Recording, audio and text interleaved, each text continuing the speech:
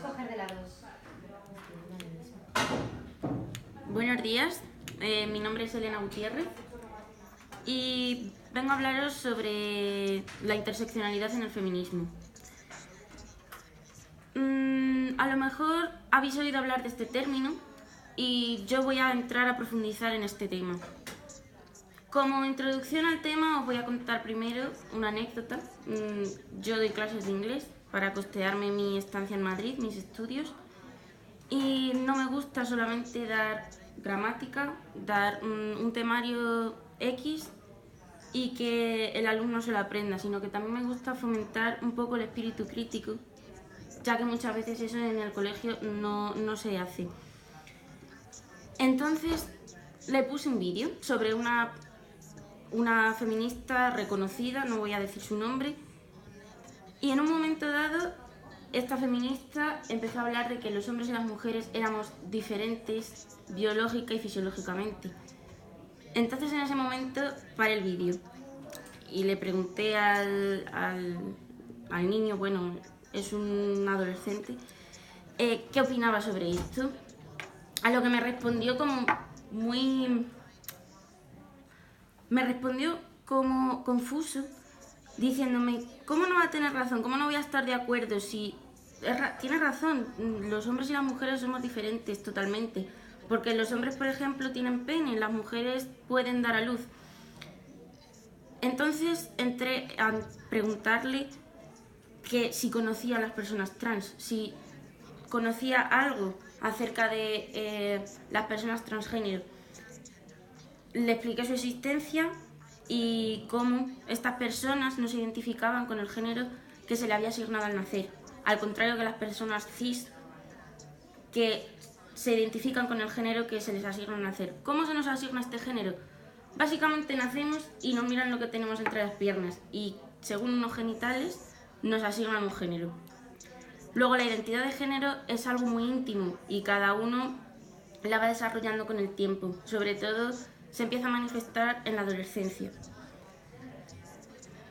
Le expliqué que, desde mi punto de vista, reducir a las personas a unos genitales, a decir que son hombres o mujeres solamente por unas características físicas, me parecía una visión muy reduccionista de las personas. Y que este tipo de discursos eran un poco dañinos para las personas trans. Ahí entré a explicarle lo que era el feminismo blanco o liberal, que no incluía a estas mujeres en su discurso. Supongo que muchos sabréis que este feminismo, en esencia, reduce la lucha a conseguir la igualdad entre hombres y mujeres, a que se nos vea a las mujeres en los mismos términos que los hombres, a que nuestro valor pase por que hagamos las mismas cosas que ellos, porque seamos directoras de una gran empresa, por ejemplo. Y en cierto modo son bastante aliadas del patriarcado. Después le expliqué la existencia de las TERFs, que no son feministas liberales, obviamente son feministas radicales transexclusionistas. ¿Qué quiere decir? Que ven el feminismo desde el punto de vista en que las trans no existen y se les niega su visibilización, se les niega su identidad y se las invisibiliza completamente.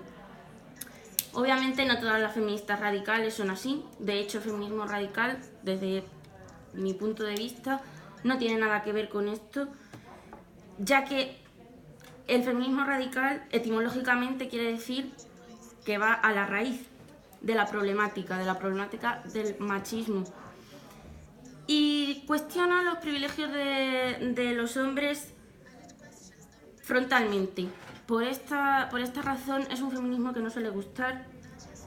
Por el nombre también se nos suele tratar de locas, de personas exacerbadas, de personas que solamente quieren sembrar el caos. Aquí entra en juego la palabra interseccionalidad. ¿Qué hacemos cuando las corrientes que tenemos de feminismo hoy en día no pueden incluir a todas las mujeres? Pues en 1989 Kimberlé Crenshaw estableció que había una conexión entre las diferentes instituciones opresivas y le dio un nombre, la interseccionalidad.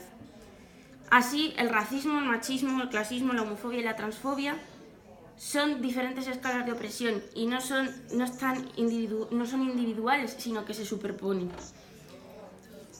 La interseccionalidad defiende que para analizar una opresión hay que tener en cuenta las otras, ya que habrá más opresiones, más problemáticas sociales en un grupo que sufre varias opresiones que en otro. Un feminismo interseccional no puede ser un feminismo que luche por todas, ni que hable por todas, ya que solamente va a hablar de una pequeña porción de las mujeres, no va a incluir a todas. Por ejemplo, para ilustrar esto de lo que estoy hablando,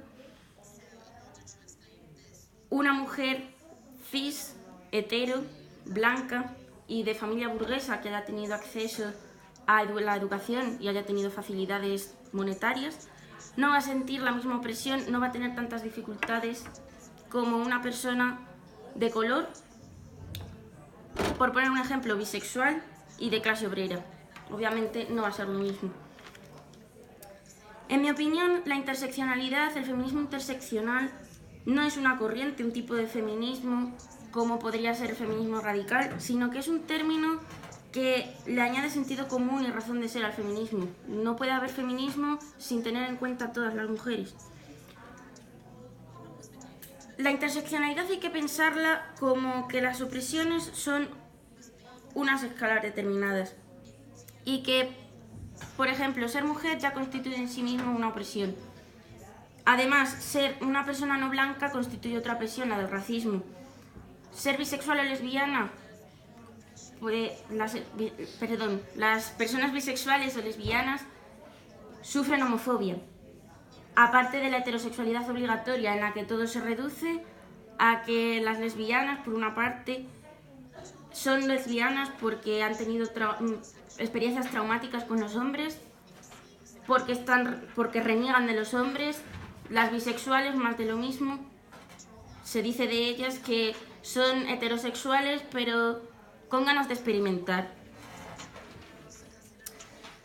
Después tenemos a las personas trans, que sufren transfobia, negación de su existencia, negación de sus derechos, invisibilización. Eso es lo que quiere decir la palabra transfobia. E incluso la encontramos dentro del feminismo, como ya he dicho anteriormente. La gente de clase obrera, que sufre opresión de clase y muchas veces, en la mayoría de los casos, marginación social, porque no tienen las mismas oportunidades, porque si una persona con dinero tiene que subir un escalón, una persona de clase obrera tiene que subir 3.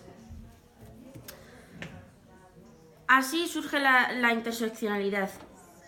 Y obviamente se cuestionan problemáticas del discurso feminista, liberal o TERF, de gente que tiene voz.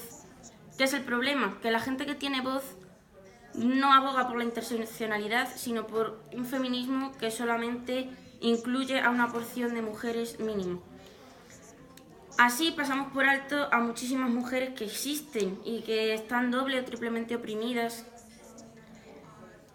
Y en estos discursos feministas blancos, liberales, TERFs,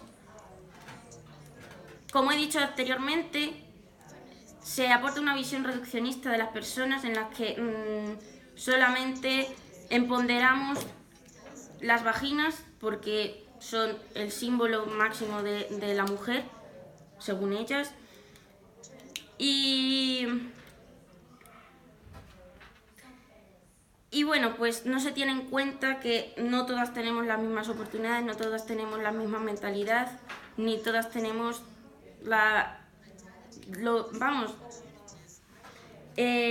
que no se lucha por todas, que solamente se lucha por un pequeño porcentaje de las mujeres.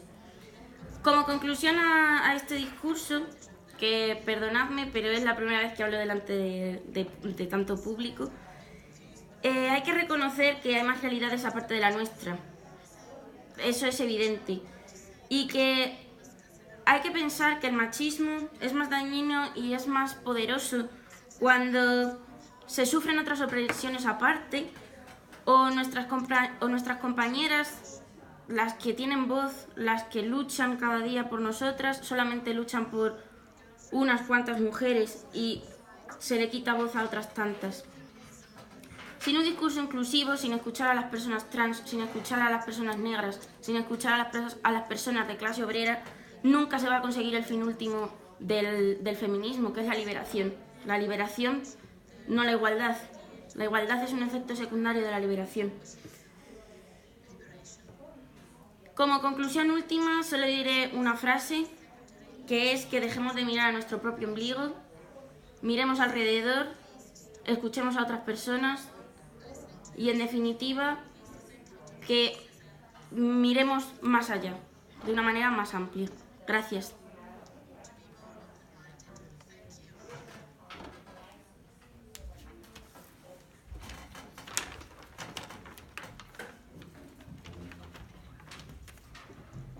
No sé qué dices. No, para.